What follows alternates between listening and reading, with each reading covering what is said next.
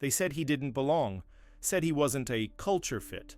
Behind polished glass and fake smiles, they laughed, fired him without warning, no explanation, no goodbye. Just an email, cold and final. But what they didn't know was who he really was. Not just an employee, not just another black man in a suit. He was the storm. And by the time they saw it coming, it was already too late. This is the story of the racist boss who fired the wrong man, but before we unveil this story, make sure you hit the subscribe button so that you won't miss out on this type of story. They say never judge a book by its cover. But that didn't stop Victoria Reynolds, CEO of Reynolds & Burke Enterprises, rich, white, ruthless. She built her empire on high heels and cold stares, feared in boardrooms, worshipped in the press. But behind the glam, a heart as icy as her, penthouse windows. And when Jamal King walked into her office for his first day, she didn't see his resume. She saw his skin, Jamal. 28.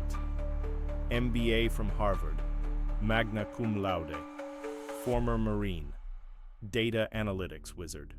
But none of that mattered when he stepped off the elevator wearing a charcoal suit and confidence she didn't expect.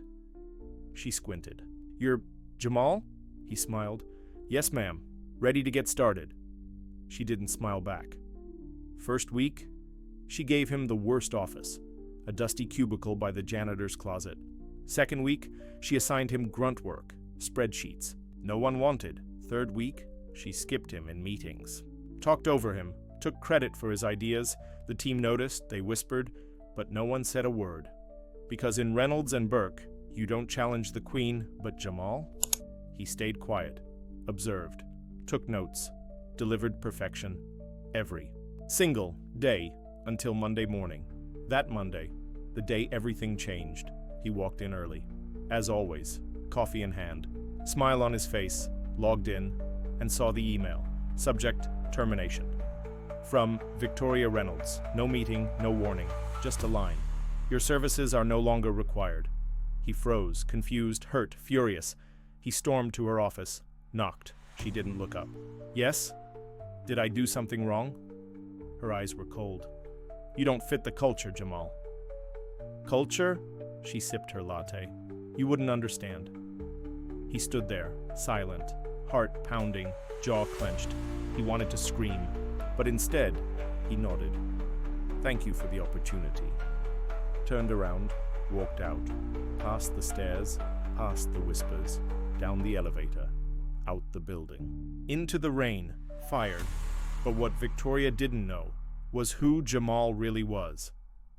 Because 6 months before that day, he was approached by someone bigger, an international tech firm, Titan AI. They needed someone inside Reynolds & Burke, someone smart, someone invisible. They suspected fraud, discrimination, embezzlement. They needed proof. And Jamal? He was recruited, hired as an undercover data analyst. Titan AI didn't send amateurs. They sent soldiers. And Jamal was their best. Every spreadsheet she gave him, he copied. Every meeting she skipped him in, he recorded. Every shady deal, documented. For 3 months, he collected data, quietly, patiently, until Titan AI had what they needed. But just before they could act, Victoria pulled the trigger, fired him. Prematurely, but she didn't know. That very night, Jamal flew to Titan's headquarters, presented the case, fraud, racial discrimination, securities violations. The board was stunned, and the CEO of Titan AI, impressed. You want justice? He asked. Jamal nodded. Then let's give it to you. The next morning, Jamal walked into Reynolds & Burke again. Same suit, same calm expression. But this time, not as an employee. As a partner, Titan AI had bought controlling shares of Reynolds & Burke overnight, quietly, legally, strategically. And guess who they appointed as interim managing director? Jamal King. The office froze, eyes widened, mouths dropped. He walked past the front desk, took the executive elevator, straight to Victoria's office. She looked up. Why are you here? He smiled. To discuss your future. She laughed. Security will escort you out. He placed a folder on her desk. Inside, the merger papers, the buyout details, the board's decision. Her expression dropped. What is this? You've been replaced, Jamal said calmly. Effective immediately. She stood, screamed, denied, threatened, but it was done. She was finished. Jamal turned to leave, then paused, looked back. You once said I didn't fit your culture. Turns out, I'm building a new one. She lunged forward. You can't do this to me. He raised an eyebrow.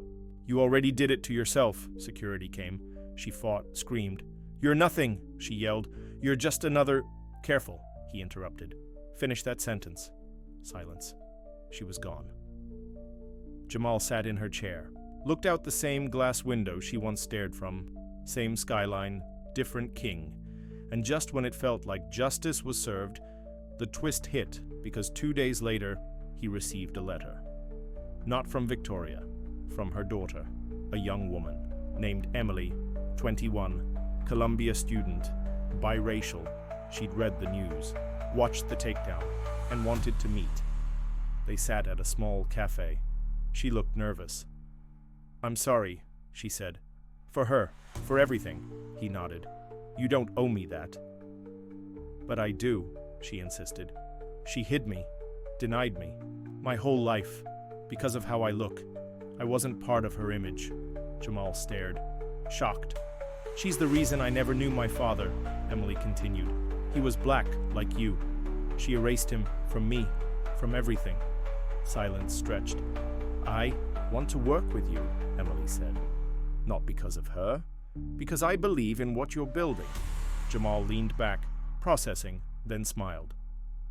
Then let's build something better, he said. A week later, Emily joined his new diversity and ethics initiative, publicly, proudly. The story went viral. Racist CEO fired, black analyst now boss, daughter joins redemption mission.